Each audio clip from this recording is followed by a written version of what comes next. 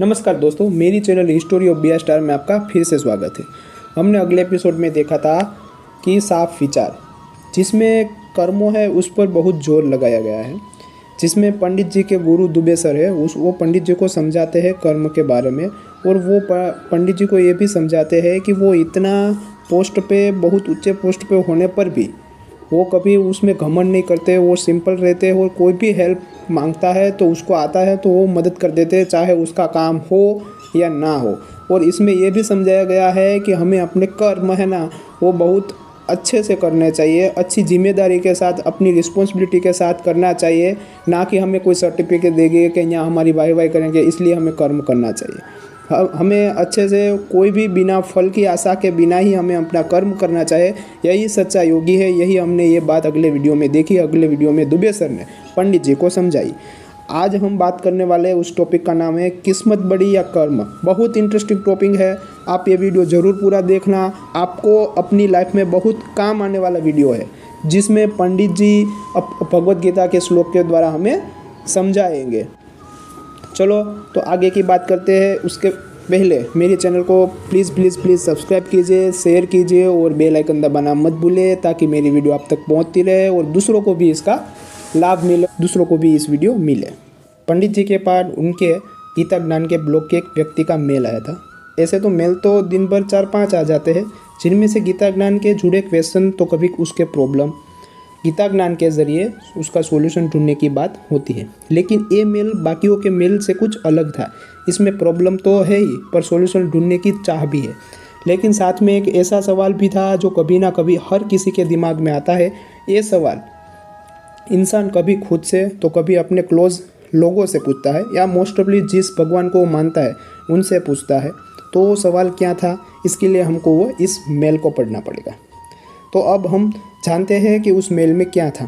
पंडित जी, आपको मैं ये मेल लिखते हुए बहुत डिस्टर्ब हूँ। मैं इतना डिस्टर्ब हूँ कि मेरे किसी से बात करने का मन नहीं होता है, लेकिन फिर भी मुझे किसी ने आपके ब्लॉग्स के कुछ बातें व्हाट्सएप पर भेजी और मुझे लगा कि आपके अकॉर्डिंग गीता के हर सवाल का जवाब है, तो मेरा जवाब मुझे मिल जाएगा, ऐसी मुझे आशा है। मेरा नाम है राजेश, मैं लगभग 55 साल का हूँ। मैं एक शादीशुदा हूँ, मेरा एक बेटा है और मेरा प्रोफेशन एक केमिस्ट हूँ। मुझे लगता है कि भगवान ने मेरी किस्मत तब लिखी थी जब किसी बात पर वो चिड़े हुए थे। तभी तो दुनिया भर की प्रॉब्लम, टेंशन और सब मेरी किस्मत में ही लिख दी है। मेरा बचपन टेंशन में बीता। मेरा बड़ा भाई पढ़ाई में अच्छा था, स्पोर्ट्स में भी फर्स्ट आता था, एक्स्ट्रा एक्टिविटी भी वो हमेशा पार्टिसिपेट करता था और पेरेंट्स का वो आइडियल बेटा था। मैं यानी कि राजेश, जिसमें अपने बड़े भाई जितना टैलेंट तो क्या, उसका टैलेंट का 10वां हिस्सा भी नहीं था।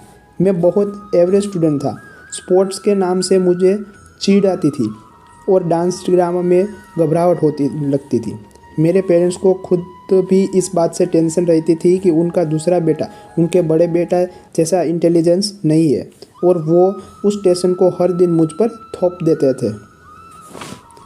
हर वक्त कंपैरिजन करते थे और मुझे इतना डिस्टर्ब कर दिया था कि मैं अपने भाई से नफरत करने लगा था।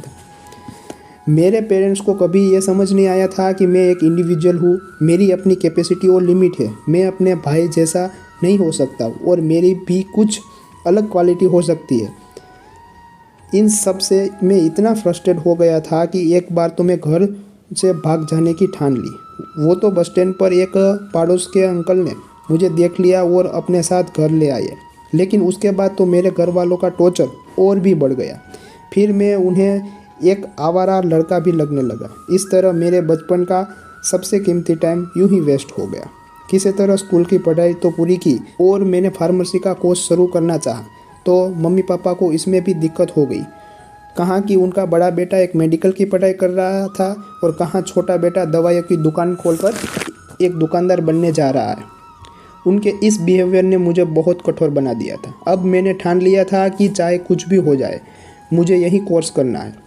मम्मी पापा फीस के पैसे दे तो ठीक है, नहीं तो मैं पहले छोटी मोटी जॉब करूँगा और फिर कोर्स करूँगा।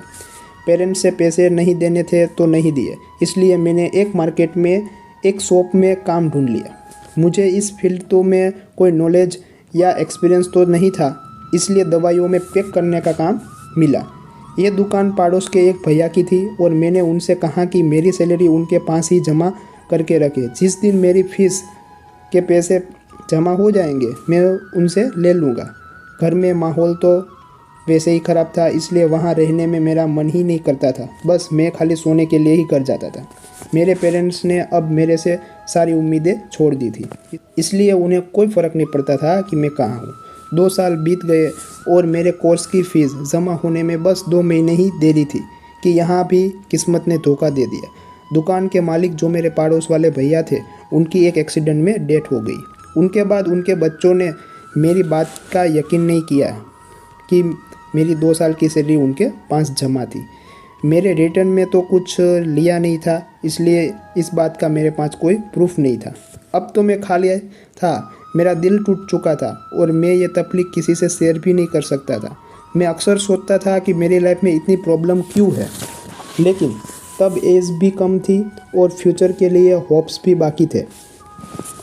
इसलिए इस ख्याल को देर तक खुद पर हावी नहीं होने देता था। शॉप में 2 साल काम करने के बाद मुझे इस काम की डिटेल तो पता चल ही चुकी थी, बस मेरे पास वो डिग्री नहीं थी जो केमिस्ट शॉप को चलाने के लिए ज़रूरी होती है। एक बार बातों बातों में मेरे एक दोस्त ने बताया कि 2 साल के डिप्लोमा वाले भी केमिस्ट शॉप खोल सकते हैं और डिप्लोमा की फ़ीस भी कम है।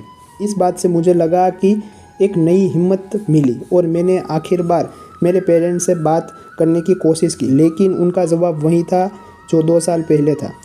उन्हें अपने बेटे को दुकानदार बनने देखने में कोई इंटरेस्ट नहीं था। अब मेरे पास कोई चारा भी नहीं था, तो मैंने अपना कोर्स करने के लिए अपने घर में ही चोरी की और उसका गिल्ट सारी ज़िंदगी मेरे मन में रह गया। कोर्स पूरा होने के बाद अब फिर से मैं खाली था। मेरे पास फूटी कौड़ी भी नहीं थी कि मैं अपना काम शुरू कर सकूं।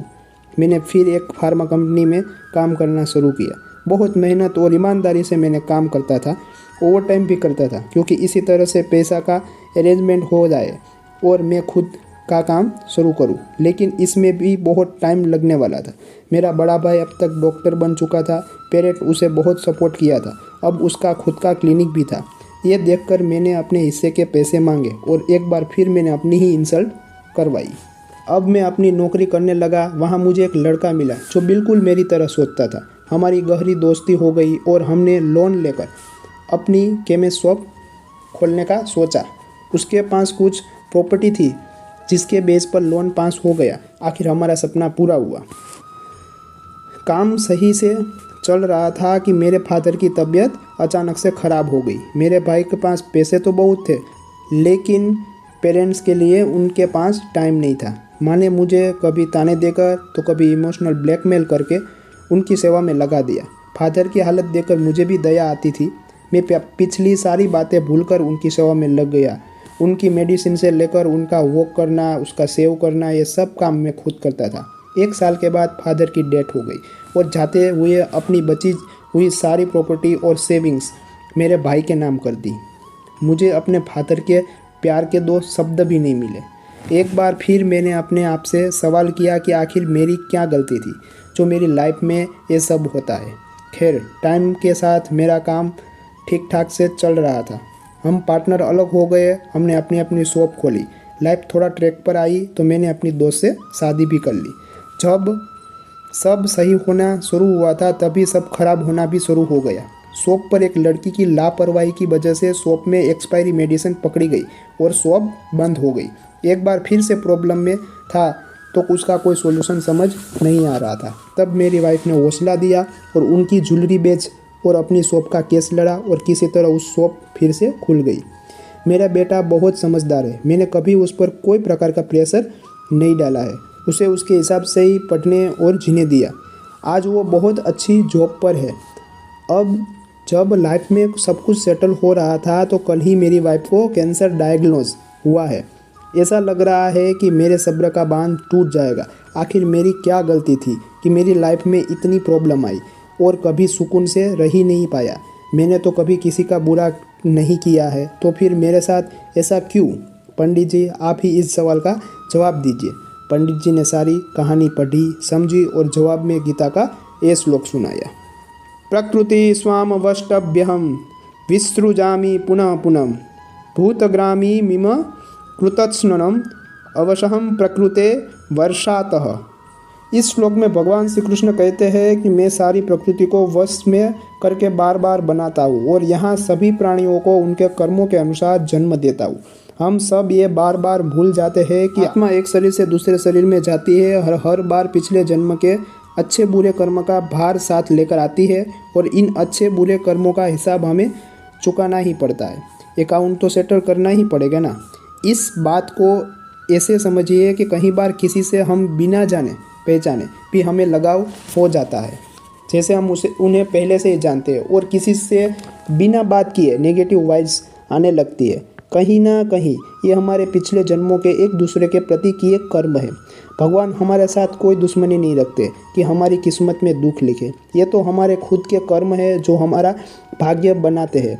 आपने बहुत संघर्ष किया है, लेकिन ये सोच कर खुद को मजबूत कीजिए और ये सब पिछले जन्मों का कर्म थे, अब आगे सब सही होगा, ईश्वर आपको शक्ति दे, ये कहकर पंडित जी ने मेल भेज दिया। तो दोस्तों ये वीडियो यहीं समाप्त करता हूँ। आपको ये वीडियो कैसा लगा कमेंट में ज़रूर बताइएगा। आपको ये वीडियो अच्छा लगा हो तो मेरे चैनल को लाइक कीजिए, सब्सक्राइब कीजिए और बेल आइकन दबाना मत भूलिए, और शेयर भी कीजिए ताकि मेरी वीडियो आप तक पहुँचती रहे और दूसरों को भी मिलती रहे। नमस्कार।